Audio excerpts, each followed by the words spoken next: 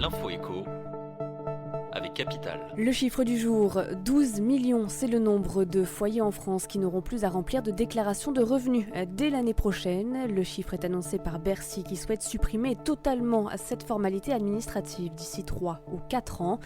Le gouvernement a également tiré un premier bilan de sa réforme sur le prélèvement à la source. 1,9 million de foyers ont opéré un changement de leur situation au personnel ou matériel depuis le début de l'année, ce qui a pu entraîner une modification du taux d'imposition à la baisse pour 870 000 foyers et à la hausse pour 600 000 d'entre eux.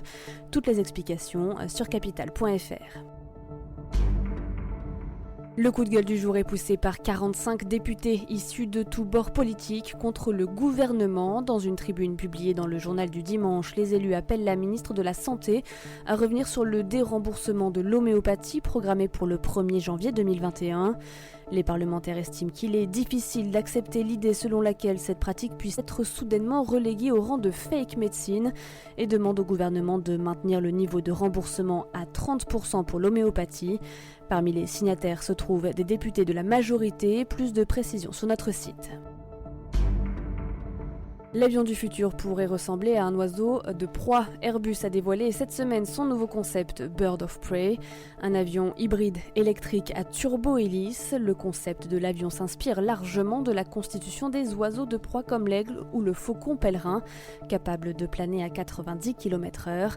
L'avion possède des structures d'ailes et de queue qui imitent ces oiseaux. Airbus est même allé plus loin.